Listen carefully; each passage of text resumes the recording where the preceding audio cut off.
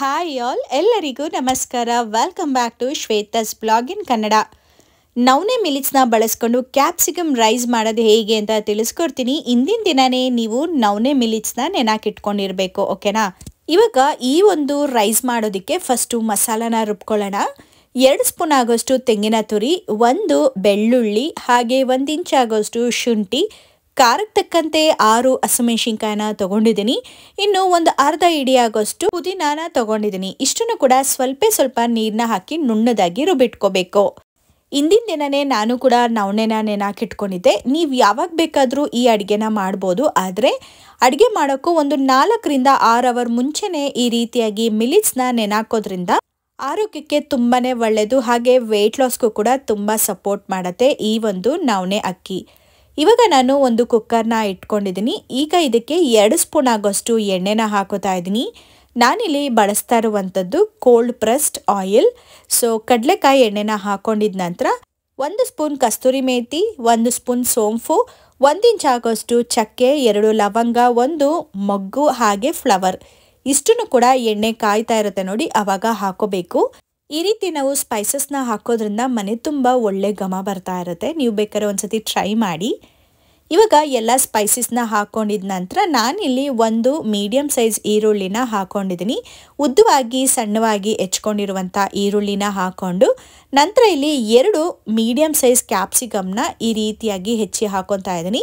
ಸ್ವಲ್ಪ ಓಳುಗಳನ್ನ ಚಿಕ್ಕದಾಗಿ ಹೆಚ್ಕೊಂಡಿದ್ದೀನಿ, ತೀರಾ ಚಿಕ್ಕದಲ್ಲ, ಹಾಗೆ ತುಂಬ ದಪ್ಪ ಓಳುನು ಕೂಡ ಹಾಕೊಂಡಿಲ್ಲ. ಮೀಡಿಯಮ್ ಆಗಿ, ಅಂದರೆ ನಾವು ತಿಂತಾ ಇದ್ದೀವಿ ಅಂದಾಗ ಅಲ್ಲಲ್ಲೇ ಕ್ಯಾಪ್ಸಿಕಮ್ ಸಿಗೋ ರೀತಿಯಲ್ಲಿ ಹೆಚ್ಚಿ ಹಾಕೋತಾ ಇದ್ದೀನಿ.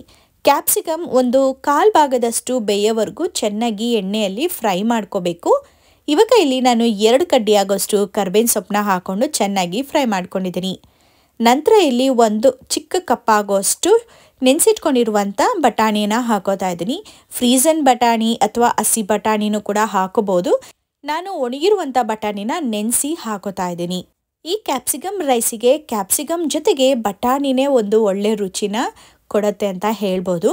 ಇವಾಗ ಮೀಡಿಯಮ್ ಸೈಜ್ ಟೊಮೆಟೊ 2 ಟೊಮೆಟೊನ ತಗೊಂಡು ಸಣ್ಣದಾಗಿ ಹೆಚ್ಚಿ ಸ್ಮ್ಯಾಶ್ ಆಗೋವರೆಗೂ ಕೂಡ ಚೆನ್ನಾಗಿ ಫ್ರೈ ಮಾಡ್ಕೋತಾ ಇದ್ದೀನಿ. ಇವಾಗ ಎಲ್ಲ ತರಕಾರಿನೂ ಹಾಕ್ಕೊಂಡಿದ್ದೀನಿ. ಸ್ವಲ್ಪ ಎಣ್ಣೆಯಲ್ಲಿ ಚೆನ್ನಾಗಿ ಬಾಡಿಸ್ಕೋಬೇಕು. ನಂತರ ರುಚಿಗೆ ತಕ್ಕಷ್ಟು ಉಪ್ಪು, ಚಿಟಿಕೆ ಅಷ್ಟು ಅರಿಶಿನ ಹಾಕ್ಕೊಂಡು ಇವಾಗ ಕೈ ಆಡ್ಕೋಬೇಕು. ನಾವು ಎಲ್ಲ ತರಕಾರಿನ ಎಣ್ಣೆಯಲ್ಲಿ ಹಾಕಿ ಫ್ರೈ ಮಾಡಿದ ನಂತರ ಉಪ್ಪು, ಅರಿಶಿನ ಹಾಕೋದ್ರಿಂದ ಎಲ್ಲ ತರಕಾರಿನೂ ಕೂಡ ಈವನ್ ಆಗಿ ಬೇಯುತ್ತೆ. ಹಾಗೆಯೇ ಶಾಖ ತಾಕೋದ್ರಿಂದ ಇನ್ನು ಉಪ್ಪು ಕೂಡ ಅಬ್ಸರ್ವ್ ಮಾಡ್ಕೊಳ್ಳೋದ್ರಿಂದ ತರಕಾರಿನೂ ಕೂಡ ಒಂದು ಒಳ್ಳೆ ರುಚಿ ಸಿಗುತ್ತೆ ಅಂತಲೇ ಹೇಳ್ಬೋದು. ಈಗ ಹಾಕಿರುವಂಥ ತರಕಾರಿ 50% ಬೆಂದಿದ ನಂತರ ನಾವು ರುಬ್ಬಿಟ್ಕೊಂಡಿರುವಂಥ ಮಸಾಲನೂ ಕೂಡ ಹಾಕೋಬೇಕು. ಹಾಕೊಂಡು ಇವಾಗ ಚೆನ್ನಾಗಿ ಫ್ರೈ ಮಾಡ್ಕೋಬೇಕು. ಈ ಹಂತದಲ್ಲಿ ನೀವು ಉರಿ ಕಡಿಮೆ ಕೊಟ್ಟು ಫ್ರೈ ಮಾಡೋದೇ ಉತ್ತಮ ಅಂತ ಹೇಳ್ಬೋದು. ಇವಾಗ ನಾನಿಲ್ಲಿ ಫ್ರೈ ಮಾಡ್ಕೊಂಡಿದ ನಂತರ ನೆನೆಸಿಟ್ಕೊಂಡಿರುವಂಥ ನವಣೆ ಮಿಲಿಟ್ಸ್ನ ಹಾಕೋತಾ ಇದ್ದೀನಿ. 1 ಕಪ್ ನವಣೆ ಮಿಲಿಟ್ಸ್ನ ಹಾಕೋತಾ ಇದ್ದೀನಿ. ಈ ರೀತಿ ಹಾಕ್ಕೊಂಡು ಸ್ವಲ್ಪ ಒಗ್ಗರಣೆಯಲ್ಲಿ ಫ್ರೈ ಮಾಡ್ಕೋಬೇಕು. ಈ ರೀತಿ ನಾವು ನವಣೆ ಮಿಲಿಟ್ಸ್ನ ನೆನಾಕಿ ಮತ್ತೆ ಅಳತೆ ಕಪ್ಗೆ ಹಾಕೊಂಡಾಗ ಸ್ವಲ್ಪ ನೀರಂತೂ ಬಂದೇ ಬರುತ್ತೆ, ಅದು ಕಾಮನ್. ನಾವು ನೀರು ಇಲ್ಲದ ಹಾಗೆ ಸೋಸೋದಕ್ಕಾಗಲ್ಲ. ಇನ್ನು 1 ಕಪ್ ಮಿಲಿಟ್ಸ್ಗೆ 2 ಕಪ್ ನೀರನ್ನ ಹಾಕೋತಾ ಇದ್ದೀನಿ. ಅದು ಒಂದು ಸಾಫ್ಟಾಗಿ ಹಾಗೆಯೇ ಒಂದು ಒಳ್ಳೆ ಕನ್ಸಿಸ್ಟೆನ್ಸಿ ಬರುತ್ತೆ. ತೆಳುವಾಗಿ ಬೇಕು ಅಂದರೆ ಒಂದು ಅರ್ಧ ಕಪ್ ಆಗೋಷ್ಟು ನೀರನ್ನ ನೀವು ಜಾಸ್ತಿನೇ ಹಾಕೋಬೇಕಾಗತ್ತೆ. ಅಥವಾ ನೀವು ಉಡಿಯಾಗಿ ಬೇಕು ಅಂದರೆ ಕುಕ್ಕರ್ ಮುಚ್ಚಳನ ಕ್ಲೋಸ್ ಮಾಡೋಕ್ಕೆ ಹೋಗಬೇಡಿ. ಚೆನ್ನಾಗಿ ಹಾಗೆಯೇ ತಟ್ಟೆನ ಮುಚ್ಚಿ ಚೆನ್ನಾಗಿ ಬೇಯಿಸ್ಕೊಂಡ್ರೆ ಸಾಕಾಗತ್ತೆ. ಸ್ವಲ್ಪ ಉಡಿಯಾಗೂ ಬರುತ್ತೆ. ಇನ್ನು ನೀವು ಬೇಕಿದ್ರೆ ಒಂದು 1/4 ಕಪ್ಪಲ್ಲಿ ಅರ್ಧ ಕಪ್ ಆಗೋಷ್ಟು ನೀರನ್ನ ಕಡಿಮೆನೇ ಹಾಕೊಂಡ್ರೂ ಸಾಕಾಗತ್ತೆ. ಸಾಕಷ್ಟು ನೀರನ್ನ ಹಾಕೊಂಡು ಚೆನ್ನಾಗಿ ಇವಾಗ ಮಿಕ್ಸ್ ಮಾಡಿ ಕಲಿಸ್ಕೊತಾ ಇದ್ದೀನಿ.